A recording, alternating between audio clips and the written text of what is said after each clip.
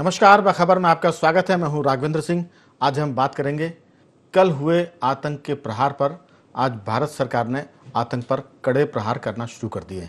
दरअसल भारत ने पाकिस्तान के दिल्ली स्थित दूतावास को बंद कर दिया है और उसके साथ ही पाकिस्तान में भारतीय दूतावास को भी बंद कर दिया है। यानी एक तरह से पाकिस्तान से राजनीतिक संबंध तोड़ दिए हैं। दूसरी बात यह कि 48 घंटे के भीतर देश में जितने भी पाकिस्तानी नागरिक हैं उनको देश छोड़ने के लिए कहा गया है। ये दो बड़े ऐसे फैसले हैं जो बताता है कि अब भारत सरकार इस मुद्दे पर कड़ा रुख अख्तियार कर चुकी है। अब उसके क्रियान्वयन का काम शुरू हो गया है। अब इस क्रियान्वयन में हम ये नहीं कहते कि देश को युद्ध की स्थिति में जा रहा है, लेकिन हालात युद्ध जैसे जरूर बन रहे हैं। अगर पाकिस्तान ने इस मामले में कोई समझदारी वाला काम नहीं किया तो जो आतंकियों के जरिए उसने कल घटना कराई है, एक तरह से उसने अघोषित युद्ध शुरू कर दिया है, जो कि उसका पहले से भी जारी था। लेकिन बदले हुए भारत में संसद के हमले के बाद भी युद्ध नहीं हुआ था। अगर हम बात करें पुरानी मुंबई में जो एक तरह से आतंकी कार्रवाई हुई थी, उस पर भी भारत ने युद्ध नहीं छेड़ा था। कारगिल की वार की बात करें तो सिर्फ वो युद्ध कारगिल तक सीमित था। लेकिन आज का भारत बदला हुआ है। पुलवामा के बाद भारत ने सर्जिकल स्ट्राइक की थी और ये जो घटना है पुलवामा के बाद देश की बड़ी घटना है। इसने कह सकते हैं कि पूरे देश को गुस्से से भर दिया है। आज हम इसी पर बात करेंगे कि क्या भारत ने जो आतंक पर प्रहार किए इसके कोई ठोस नतीजे निकलेंगे या फिर देश युद्ध की तरफ जा रहा है पाकिस्तान को ठीक करने के मामले में। हालांकि पाकिस्तान के रक्षा मंत्री ने कहा है कि कल की आतंकी घटना में हमारा कोई हाथ नहीं है। ये ठीक वैसी बात है जैसे चोर कभी नहीं कहता कि उसने चोरी की है। और ये चीज़ें बहुत आगे बढ़ेंगी पाकिस्तान के खिलाफ और भारत के पक्ष में पूरी दुनिया खड़ी हुई है। रूस के राष्ट्रपति पुतिन ने भी इस मामले में चिंता जताते हुए भारत के भविष्य के हर कदम का समर्थन किया है। अमेरिका के राष्ट्रपति ट्रंप ने भारत से बात की है, प्रधानमंत्री नरेंद्र मोदी से।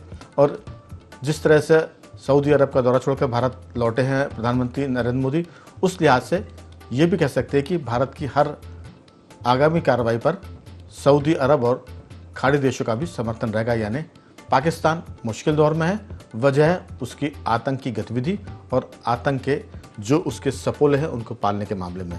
एक और मैं अंतिम बात कहूँगा कि पाकिस्तान इस मुद्दे पर खुद ही बलूचिस्तान में मुश्किलों से जूझ रहा है। पाकिस्तान के जो अफ़गान के तालिबान हैं, अफ़गान के शासक अब हो गए हैं, उनसे भी वो दो चार हो रहा है। और तीसरा फ्रंट इसने भले ही भारत के दुश्मन देशों की शह पर खोला हो आतंक का, ये जरूर उसे घाटे में ले जाएगा। इसी पर विस्तार से बात के लिए हमारे साथ मौजूद है स्टूडियो में दो विशेष मेहमान, मध्य प्रदेश के देश के जाने माने पत्रकार श्री रमेश शर्मा जी। रमेश जी, आपका बहुत बहुत स्वागत है। कश्मीरी ब्राह्मण और मध्य प्रदेश के वरिष्ठ अधिवक्ता श्री जी के छिब्बर जी भी हमारे साथ स्टूडियो में मौजूद हैं। सबसे खास मेहमान की हम बात करेंगे तो टेलीफोन पर राजस्थान के पूर्व पुलिस महानिदेशक BL सोनी हमारे साथ फ़ोन लाइन पर हैं, जो एक तरह से वहाँ की खुफिया एजेंसी के भी जिम्मेदारों में शामिल थे। और जयपुर से हमारे साथ शामिल है सामाजिक कार्यकर्ता और राजनीति के जानकार सूरज सोनी जी। आप सभी का बहुत बहुत स्वागत है। BL सोनी साहब, आप मेरी आवाज़ सुन पा रहे हैं? जी, आपकी आवाज़ सुन रहा हूँ। दरअसल हम ये नहीं कहते कि देश बेवजह किसी उत्तेजना में जाए, लेकिन जो घटनाएं पिछले दिनों हो रही हैं उससे ज़रूर ऐसा लगता है कि देश के भीतर जो राजनीतिक दल हैं वो भी, मैं कोई जजमेंट नहीं दे रहा हूँ, लेकिन जिम्मेदारी का परिचय नहीं दे रहे हैं। आपसे मेरे बहुत सारे सवालों के बीच में एक सवाल ये भी रहेगा कि इस मुद्दे पर कांग्रेस का टेलीविज़न की चर्चा में जाने से अपने प्रवक्ताओं को रोकना आखिर क्या दर्शाता है? उनका कहना यह है कि हमारा ये विरोध है आतंकी घटना के खिलाफ, लेकिन आतंकी घटना के खिलाफ मौन रहकर विरोध जताना ठीक है या मुखर होकर बोलना ठीक है? इस पर भी आपकी टिप्पणी चाहूँगा अगर आप देना चाहें। लेकिन जहाँ तक अब बात हो रही है, सीमा पर फौज है, BSF है। हम कहते हैं कि देश के जो NIA है वो अपना काम कर रहा है, लेकिन राज्यों में जिम्मेदारी है, खासतौर से राज्यों की जो खुफिया पुलिस है, CTCID है, जो PHQ की इंटेलिजेंस होती है, उनको भी मध्य प्रदेश, राजस्थान जैसा सीमावर्ती राज्य है, मध्य प्रदेश एक तरह से सिमी की हम बात करें उसका गढ़ रहा है मध्य प्रदेश। उज्जैन नगरी पूरा मध्य प्रदेश का मालवा निमाड़, भोपाल चूँकि मुस्लिम स्टेट रही है नवाब की, यहाँ भी आतंकियों का आना जाना रहा है। जबलपुर की हम बात करें तो ऑर्डिनेंस फैक्ट्री की वजह से सिमी का नेटवर्क वहाँ तक था। तो आप कैसे देखते हैं, राज्यों की जिम्मेदारी बढ़ गई है, राज्यों की पुलिस की जिम्मेदारी बढ़ी है और आम जनता की भी जिम्मेदारी इसमें बढ़ गई है। देश कल की घटना के बाद से कह सकते हैं कि गुस्से से भरा हुआ है और संकट अभी आगे दिख रहा है। सोनी साहब। बिल्कुल, ये बहुत ही कायराना हमला है और बहुत ही विभत्स प्रकरण है ये, जिसमें कि बहुत निर्दोष व्यक्तियों को इस तरह से धर्म पूछ करके और उनको निशाना बनाया गया है। देखिए, किसी भी घटना को रोकने के लिए 3 महत्वपूर्ण तत्व होते हैं जो आवश्यक होते हैं। एक तो इंटेलिजेंस, जो कि चाहे स्टेट का या सेंटर का जो भी एपरेटस है, वो पूरा इंटेलिजेंस कलेक्ट करता है, ऐसे तत्वों पे निगरानी रखता है और वो समय समय पर जो स्टेट की पुलिस है या जो भी फील्ड ऑफिसर्स हैं उनको सूचना देता है। और दूसरा है विजिलेंस, हमारी हर समय अलर्टनेस, हर समय चाहे वो वहां पर सीआरपीएफ हो, बीएसएफ हो या लोकल पुलिस हो या आर्मी हो, उन सब की अलर्टनेस। और तीसरा जो उसका तत्व है वो है जन सहयोग, जनता कितना सहयोग करती है। तो इन सब के कारण से हम घटनाओं को रोक पाते हैं या होती है तो उनके बारे में जानकारी हम ले पाते हैं।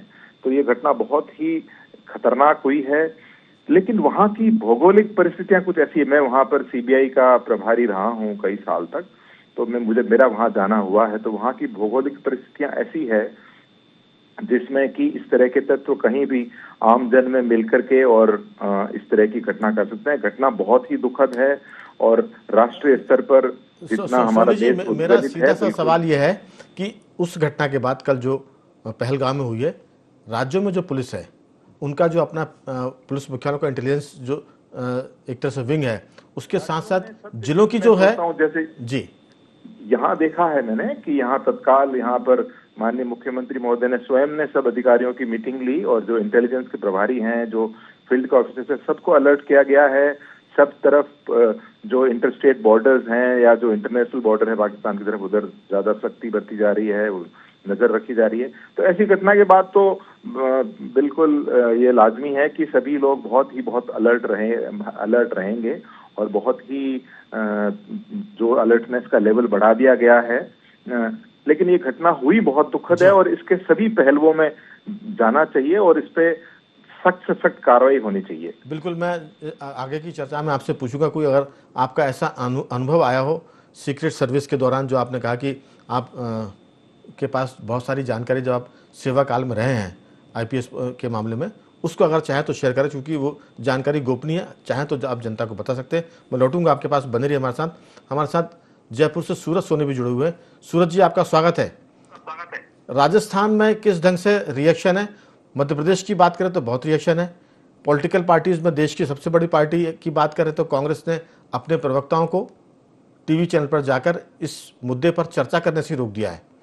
इस चर्चा करने से रोकने को आप किस ढंग से देखते हैं? इस पर भी आपकी राय। और फिर ये तो सब कहते हैं कि आतंक का मजहब नहीं होता, लेकिन अब लोग, बहुत से लोग ये भी कहते हैं कि आतंक का मजहब होता है।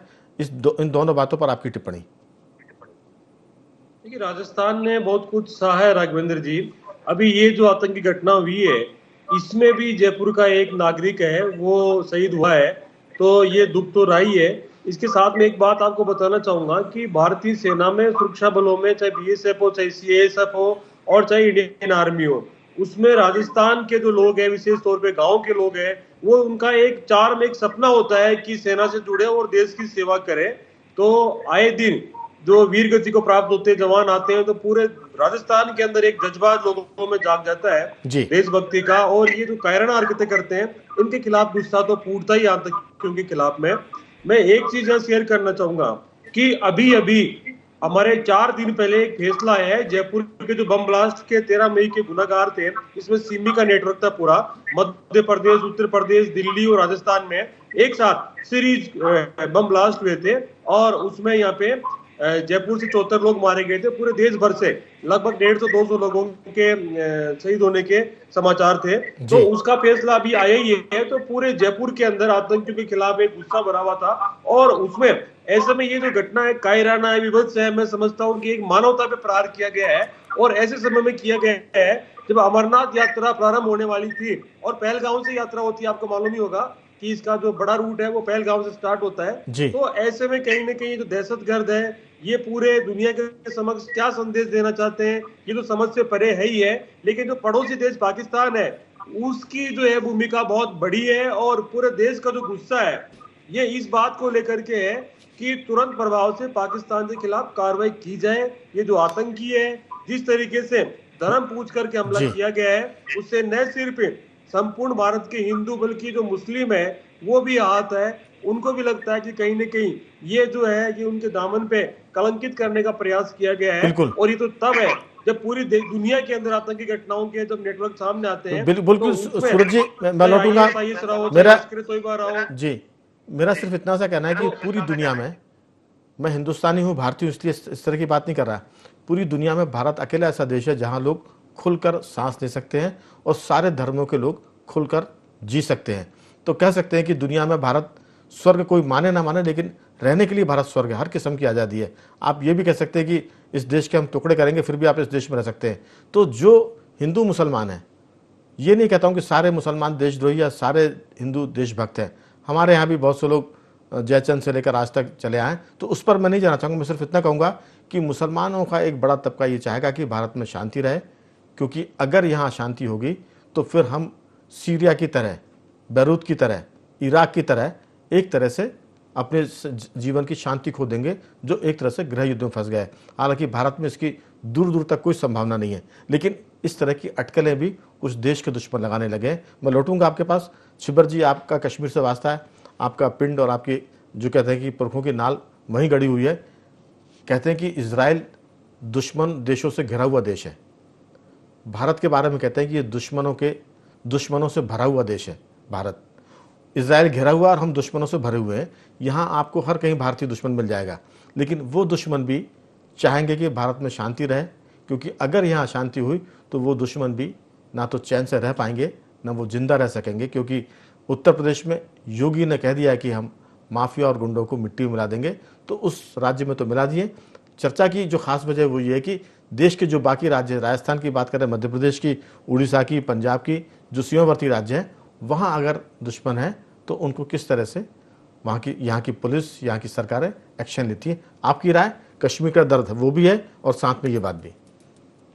नहीं, पहले तो मैं अभी जो मैं समाचार मुझे मिला है कि भाई ये जो दूतावास बंद कर दिए हैं और समझौता वगैरह बंद कर दिया, ये समाचार सुन के हमें अच्छा लग रहा है, क्योंकि जब कई मर्ज ऐसे होते हैं जिनका दो दवाइयों से इंजेक्शन ठीक नहीं होते हैं, उसके लिए ऑपरेशन बहुत ज़रूरी होता है। और ये ऑपरेशन बहुत पहले होना चाहिए, और वो शायद ये ऑपरेशन की जो पहली सीढ़ी आज जो की है, इससे जो कश्मीर की थोड़ी बहुत जो हमारी समस्या है वो सॉल्व होगी। और सवाल यह है कि अत्यधिक शांति और अत्यधिक आत्मविश्वास भी आदमी को ले डूबता है। कश्मीर में पिछले 6-7 साल से बहुत शांति थी, और ये मान लिया गया था कि ये टूरिस्ट को और पर्यटकों को जो वहाँ के उनको कुछ परेशान नहीं करेंगे। वो आत्मविश्वास आपको ले डूबा है। सेना तो सुरक्षित है ही थी, तो उन्होंने इसको ये सॉफ्ट जो टारगेट उनको पकड़ा ये करने के लिए कि ये अवस्था। और ये ध्यान अब हर राज्यों को रखना पड़ेगा। ये नहीं कि ये घटना कहीं भी हो सकती है। ये एक बड़ा सा संकेत है कि अगर वो वहाँ अगर आपकी ज़्यादा अपनी सुरक्षा हो जाती है, तो जहाँ आपको ऐसा लगता है, तो इसको ये सुरक्षा का जो पहलू है, एक्चुअल में हमको दुश्मन से नहीं लड़ना है, हम देश के जो अंदर रहे उन्हीं से लड़ना है। बिना वहाँ पे किसी का सहयोग दिए ये घटना नहीं हो सकती। बिल्कुल। तो थोड़ा सा सिक्योरिटी फेयर तो है, और चूंकि वहाँ बहुत पहाड़ियाँ हैं, क्योंकि हमारे वहाँ पहाड़ियाँ वाले लोग ऐसे एकदम भग जाते हैं, वहाँ लोग पता नहीं चलता। जहाँ जो एरिया है ना, वहाँ पूरी फौज लगाना भी बहुत मुश्किल है। देखिए, वहाँ की टोपोग्राफी की बात करें, वहाँ की ज्योग्राफी की उसकी बात करें, वो अपनी जगह है। लेकिन जो हम बात करते थे कि मोदी सरकार के पहले जिस ढंग से देश में आतंकवाद पनपा हुआ था, जो कार्रवाई करता था, जम्मू कश्मीर के अलावा भी देश में धमाके होते थे। उसके बाद से मैं शर्मा जी के पास आऊँगा कि शर्मा साहब, ये जो सारा मामला है, मोदी सरकार के आने के बाद आतंकी मॉड्यूलों की कमर टूटी, स्लीपर सेल को ख़त्म किया, और इसके 10 साल बीते थे। भले ही ऐसा लगता है कि हम थोड़ा सा ओवर कॉन्फिडेंस में थे, लेकिन जब ये स्लीपर सेल ख़त्म हुआ, आतंकियों की कमर टूटी, उसके साथ ही दूसरी जो ताकतें हैं, ISI की ताकत है, चाइना की हम बात करें, वो सब लोग भारत के भीतर आतंकियों को एक्टिव करने लगे थे। और खालिस्तान जैसा मुद्दा जो मर चुका था, जिसमें कोई दम आज भी नहीं है, उसको वो पैदा कर रहे हैं। कनाडा में उस पर काम हो रहा है, ऑस्ट्रेलिया में काम हो रहा है, इंग्लैंड में काम हो रहा है, अमेरिका में काम हो रहा है। तो जाहिर है कि पंजाब में, मैं सिर्फ 1 मिनट और लूँगा, आधा मिनट, पंजाब में आम आदमी पार्टी के बाद से खालिस्तानियों की गतिविधियाँ वहाँ बढ़ी, और उसके बाद से खालिस्तानियों का नेटवर्क पुनर्जीवित हुआ। और उसी के साथ साथ कह सकते हैं कि ये जो दूसरे किस्म का आतंकवाद है, जिसको हम तालिबान की बात करते हैं, दूसरे, वो भी एक्टिव हो गया, और फिर से उसके जो जड़ें हैं वो हरी होने लगी और उसी का परिणाम है कि पुलवामा यहाँ पर जो हमला हुआ है जम्मू कश्मीर में, उसके साथ देश में इसके खतरे बढ़ गए हैं। आपकी राय, टीवी पर कांग्रेस की गैरहाजिरी को आप कैसे देखते हैं? क्या वो आतंकवादियों के समर्थन में है? क्योंकि गाली बकने की बात नहीं, लेकिन आतंक की निंदा करने के लिए टीवी पर आना चाहिए था। अगर वो नहीं आ रहा है तो इसको आप किस ढंग से देखते हैं? ये कांग्रेस की कौन सी रणनीति है? इसके साथ साथ देश को अब कितना सतर्क होना चाहिए, आपकी राय? देखिए राघवेंद्र जी, इस पे सबसे पहले तो हमको 3 बिंदुओं पर चर्चा करना है। पहली बात तो ये है कि ये जो पाकिस्तान प्रायोजित आतंकवाद है वो कभी खत्म नहीं होगा और ना वो कभी डरेगा। परिस्थिति के अनुरूप वो अपना रूप बदल लेगा, नाम बदल लेगा, बहाने अलग खोज लेगा। और उसका एक कारण, पाकिस्तान एक देश नहीं, एक मानसिकता है। वो मानसिकता सदैव अशांति के पक्षधर मानसिकता रही है। और ये दुनिया में भारत अकेला ऐसा देश है जहां अल्पसंख्यकों को तो विशेषाधिकार है और बहुसंख्यकों को अधिकार सीमित हैं। और इसके अलावा बहुसंख्यकों को अलग अलग पूरे देश भर में कहीं ना कहीं मार मार कर भगाया जा रहा है और जगह खाली किया जा रहा है। अब हम कश्मीर में अगर देखें तो आपको अगर याद हो, जब जैसे जैसे वहाँ पर्यटक बढ़े थे, वहाँ के कुछ राजनेताओं ने, कुछ संगठनों ने पर्यटन का विरोध किया था। एक वहाँ के सांसद हैं, शायद श्रीनगर या कहाँ गए हैं, रामल्ला है उनका नाम है, या राजीबुल्लाह है शायद, ऐसा ही कुछ उनका नाम है, राजीबुल्लाह है शायद उनका कुछ नाम, राहुलुल्लाह ऐसा कुछ नाम है उनका। उन्होंने पर्यटन का खुला विरोध किया था और उन्होंने कहा था कि ये पर्यटन हमारी संस्कृति को नष्ट कर रहा है। राजीबुल्लाह शायद नाम उनका है। तो उन्होंने पर्यटन का विरोध किया था। अब अगर इन आतंकवादियों की हरकत आप देखेंगे तो उन्होंने पर्यटकों पर अटैक किया। तो कुल मिलाकर के तो अब ये क्या उन सांसद महोदय का और ये आतंकवादी हमले का इत्तेफाक है, या इसमें कोई अंदरूनी तार है, या इसमें क्या है? तो सबसे पहली बात तो ये है कि ये जो बहुत अच्छा काम किया है मोदी जी की सरकार ने कि वो वीजा कैंसिल किए हैं, दूतावास बंद किया है, सिंधु नदी, ये सारे निर्णय उनके बहुत अच्छे निर्णय हैं। लेकिन इसके साथ साथ जो स्लीपर सेल पूरे देश भर में हैं उनकी बिल्कुल तलाश की जाना चाहिए। और एक दूसरा, समाज की पीढ़ी को भी इस बात की चिंता करनी चाहिए कि सुरक्षा की जिम्मेदारी ठीक है कि पुलिस की है, सरकार की है, प्रशासन की है, लेकिन कहीं ना कहीं उनको खुद की, आप मुझे बताइए, 800 लोग थे, 26 आदमी मार दिए, 5 या 6 थे। अगर बाय द वे लड़ते हुए मरते, मृत्यु तो जीवन का अंतिम सत्य है, लेकिन अगर लड़ते हुए मरते, मैं आज स्मरण करना चाहूंगा मुंबई हमले में एक वो सिपाही था तुकाराम आमले, कल्पना कर सकते हो, जब कसाब ने गोली मारना शुरू की तो उसने लपक करके उसको पकड़ लिया था। वो तो मारा गया, उसको कितनी गोलियां लगी, लेकिन वो उसमें कसाब पकड़ा गया। तो ये जो जवान लोग शादी करके, किसी के 2 दिन शादी, किसी के हफ्ते भर शादी, इन जवानों को ये नहीं लग रहा था कि मृत्यु तो है, हम जरा लड़ करके मरे। तो कुल मिलाकर के समाज में ये चेतना भी आना चाहिए। एक बात कहकर के और बात को मैं विराम दूंगा, क्योंकि हम सोनी जी को सुनना चाहेंगे, मैं तो बाहर बैठ करके बात कर रहा हूं। आप मुझे बताइए, शादी अगर हुई है तुम्हारी तो शादी करके आपको कुल देवता के पास जाना चाहिए, अपने कुल पुरोहित है उनके पास जाना चाहिए, या जो आपके कुल पूर्वजों का स्थान है उस गांव घर में जाना चाहिए कि पहाड़ पर जाकर के कर रहे हैं। शादी एक संस्कार है, जिस तरीके से जीवन एक संस्कार है, मृत्यु एक संस्कार है, विवाह एक संस्कार है। विवाह के बाद अच्छा परिवार चले उसके लिए अपने कुल पूर्वजों के वहां जाओ या पहाड़ पर जाओ मरने के लिए। और अगर गए हो तो फिर तैयारी के साथ जाओ कश्मीर के। और ये पहलगाम चूंकि अमरनाथ यात्रा का सेंटर है, तो मैं समझता हूँ ये बहुउद्देशीय हिंसा है, उस पर पूरे समाज को जागरूक होना होगा। जी, डीजी साहब से मैं पूछूंगा, सोनी साहब, आप ये जो सारा मसला है, समय की अब इस दूसरे दौर में बहुत कमी रहेगी, मैं नटशल में ये जानना चाहूँगा कि आपने जिस ढंग से IPS सेवा में काम किया है, इंडियन पुलिस सर्विस में, उस समय कुछ ऐसे किस्से हो जो सुरक्षा के मामले में आपके सामने आए हो और बाद में वो आपके खुद के जीवन में एक नज़ीर बन गए हो, ताकि एक कोई बड़ा फैसला किया हो, कुछ बड़ी कार्रवाई की हो, तो जरूर हमसे साझा करें। देखिए, समय समय पर इस तरह की चुनौतियां आती रही हैं, चाहे वो राजस्थान हो, चाहे वो जम्मू कश्मीर हो, चाहे वो पंजाब हो। लेकिन मैंने एक बात महसूस की है कि इन चुनौतियों का सभी सुरक्षा बलों ने वहां पर बहुत ज्यादा सफलतापूर्वक मुकाबला किया, जहां पर कि आम जन ने उनकी मदद करी। अभी जैसे शर्मा साहब फरमा रहे थे कि आम जन की लाख आंखें हैं, आम जन के लाख हाथ हैं, सुरक्षा बलों के तो 100, 200, 400, 500 आदमी होंगे। तो अगर आम जन अगर थोड़ा और सतर्क हो और थोड़ा और साहस जुटा पाए, तो निश्चित रूप से उनके सहयोग से और उनके सपोर्ट से सुरक्षा बल भी एक तो ज्यादा सतर्क रहेंगे और उनको इस तरह का सहयोग मिलेगा।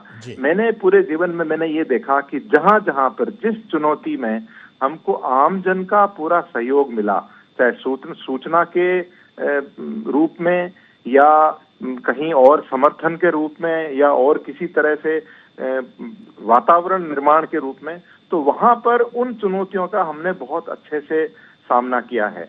हम कश्मीर में भी हम हालांकि हमारा काम अलग था, सीबीआई का काम था, हमने भ्रष्टाचार के विरुद्ध मुहिम छेड़ रखी थी, तो हमने वहां पर कुछ जन संवाद के कार्यक्रम किए। तो लोगों ने पहले तो विश्वास थोड़ा समय बाद किया, लेकिन जब विश्वास करना शुरू किया तो निश्चित रूप से उसका परिणाम ये रहा कि बड़े भ्रष्ट लोगों के विरुद्ध सूचनाएं आने लगी और हम कार्रवाई कर सके। वहां पर आर्मी और सीआरपीएफ के साथ भी काम करने का अवसर मिला, तो जहां जहां पर आर्मी और सीआरपीएफ को अच्छी सूचना टिप ऑफ मिलती थी, वहां तुरंत एक अच्छा ऑपरेशन हो जाता था। बिल्कुल, पूरा हमारी बातचीत का दारोमदार यही है, केंद्र यही कि आम जनता को भी जागना पड़ेगा। खासतौर से राजस्थान, मध्य प्रदेश, दिल्ली की बात करें, सीमावर्ती राज्य पंजाब की बात करें, वहां आम जनता अगर सुरक्षा बल को मदद नहीं करेगी तो सुरक्षा बल के पास कोई अलाउद्दीन का चिराग नहीं है कि उसके पास जादू का डंडा है, वो इलाके में गया, उसने छड़ी घुमाई और पकड़ लिया। इसमें सबको बहुत सजग रहने की जरूरत है, और खासतौर से ऐसे मौके पे जब देश के भीतर दुश्मन ज़्यादा है। बीजेपी कांग्रेस अपनी जगह है, देश के भीतर ऐसे लोग भी काम कर रहे हैं जिनको मोदी से नफरत है, इसलिए वो देश का नुकसान करना चाहते हैं। जिनको राहुल गांधी से नफरत है वो कांग्रेस का नुकसान करना चाहते हैं। और कांग्रेस का इस मायने में जरूर ये कदम कल चर्चा का विषय बनेगा, सूरज सोनी जी, कि आखिर कांग्रेस ने अपने प्रवक्ताओं को जन चर्चा से विड्रॉ क्यों किया। क्योंकि क्या कांग्रेस आतंकवाद को गाली देने से परहेज करना चाहती है? अलग बात है कि कांग्रेस ने अपने लीडरों में इंदिरा जी और राजीव गांधी को खोया है आतंकवाद के चलते, लेकिन कांग्रेस की आज की पीढ़ी आतंकवाद से किस तरह से मुकाबला कर रही है? क्या विड्रॉ करके चर्चा से अपने आप को दूर करके उसने रण छोड़ा है, या वो उनके खिलाफ खड़ी है? आपकी इस पर छोटी सी टिप्पणी सूरज जी। पाकिस्तान में अस्थिरता रहेगी और ऐसा ही रहेगी तो इस तरह की आतंकी घटनाओं को अंजाम दिया जाता रहेगा।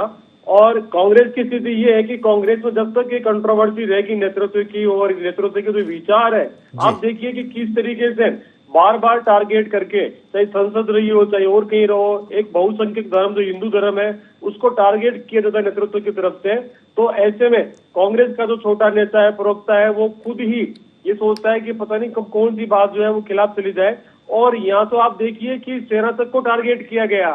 जब भी पुलवामा के बाद में बालाकोट हुआ तो उसके बाद में डिनोय कर दिया गया बड़ी पार्टी के द्वारा, और कहीं न कहीं आतंकियों के साथ में खड़े होते हुए नजर आए हुए इनडायरेक्ट रूप से। तो ये जो ऐसे समय के अंदर देश को आवश्यकता होती है कि सारी पार्टियां एकजुट हो जाए, राजनीति छोड़ करके, और देश सेवा पहले हो जाए, राष्ट्र हित पहले हो जाए, उस बात को सोचना चाहिए कहीं न कहीं। तो मैं समझता हूँ कि पर्दे में सामने भी उनको आना पड़ेगा, ऑन कैमरा, तो कोई उनको डर नहीं लगेगा। ठीक है सूरज जी, बात राष्ट्र की करेंगे तो मैं समझता हूँ कि लोग भी उनको समर्थन देंगे। समय की कमी है। छिब्बर साहब, कल दिल्ली में सर्वदलीय बैठक है प्रधानमंत्री की अगुवाई में, तो पूरे देश कल इस पर चर्चा करने वाला है, लेकिन हम सिर्फ इतना जानना चाहते हैं कि पॉलिटिकल पार्टीज में कांग्रेस बड़ी पार्टी है, उसके इस कदम को पूरी दुनिया बहुत गंभीरता से देख रही होगी कि जब भारत के ऊपर संकट है तो कांग्रेस चर्चा से क्यों भाग रही है? उसकी रणनीति है या आतंकियों को एक तरह से ये उनके लिए थोड़ा सा सॉफ्ट कॉर्नर है? आपकी छोटी सी टिप्पणी। 2 मिनट में ये बात कहना चाहूंगा कि एक ही मिनट का टाइम है जी, कि 1971 का वार हुआ और 97 के वार के बाद भी इसका बांग्लादेश पाकिस्तान का विभाजन हो गया, और ये सारी समस्या विभाजन के बाद शुरू हुई, ज़्यादा शुरू हुई। उसके पहले तो हमारा आना जाना था, कुछ ऐसा नहीं था, और वो उस पर ध्यान दिया नहीं गया। उस पर आतंकवाद बढ़ता गया, आज ये स्थिति आ गई है। उसके बाद में अपने गठबंधन की सरकारें रही सही, तो उस वहाँ की जो समस्याएं जो होती रही उस पर को ध्यान वो ध्यान अब गया है। ठीक, तो इसलिए थोड़ी स्थिति सुधरी है। अगर पिछले 8-10 सालों में ये सरकार ना होती तो इस कश्मीर का तो बहुत बड़ा अनुभव था, लेकिन फिर भी पिछले 5-7 सालों में वहाँ बहुत ही स्थिति सुधर गई थी।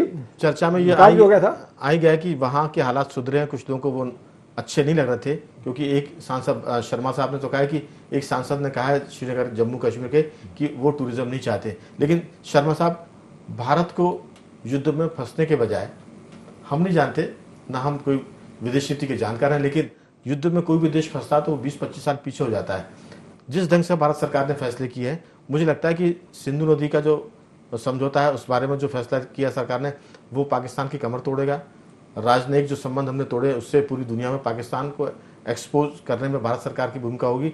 और इसके बाद अगर अपरिहार्य होगा तो फिर सैन्य कार्रवाई भी हो सकती है। लेकिन इस बार पाकिस्तान सतर्क है, चीन उसके साथ है, बांग्लादेश भी उसके साथ जुगलबंदी कर रहा है। हालात पिछली बार से थोड़े से क्रिटिकल हैं। आपकी छोटी सी टिप्पणी। देखिए, निश्चित रूप से इस बार पाकिस्तान अलर्ट में है और चीन का हाथ उसकी पीठ पर है और बांग्लादेश भी इस समय उसके साथ है। यद्यपि भारत सरकार पीछे नहीं हटेगी, कुछ ना कुछ कठोर निर्णय तो वो लेगी। वो कब लेगी, आज लेगी कि कल लेगी, लेकिन वो लेगी जरूर। और निश्चित रूप से इस बार अगर सर्जिकल स्ट्राइक या कुछ हुई तो वो थोड़ा सा छोटे मोटे युद्ध में भी बदल सकता है। बिल्कुल कह सकते हैं कि सरकार गंभीर है, पूरा देश उद्वेलित है, लोग दुख और गुस्से से भरे हुए। मध्य प्रदेश ने भी, हमने एक हमारे साथी इंदौर में मध्य प्रदेश के नागरिक को खोया है इस पूरे मामले में। तो कह सकते हैं कि सरकार एक्शन के मोड पर है, देश गुस्से में है, लेकिन इसका समाधान ऐसा निकले कि पाकिस्तान की कमर टूट जाए और युद्ध से भी बच जाए। आम भाषा में कहे तो सांप भी मर जाए, लाठी भी न टूटे। लेकिन इसमें सबको जागने की, सतर्क रहने की जरूरत है। देश के भीतर के दुश्मनों से भी सबको एहतियात बरतना है। मैं डीजीपी साहब BL सोनी जी, आपका बहुत साधुवाद करता हूं। सूरज जी, आपका बहुत धन्यवाद, आपने चर्चा में हिस्सा लिया। और छिब्बर जी और रमेश शर्मा साहब, आपका भी बहुत बहुत धन्यवाद कि आपने इस चर्चा में हिस्सा लिया। तो बखबर में सिर्फ इतना ही। बने रहिए हमारे साथ और देखते रहिए IND24।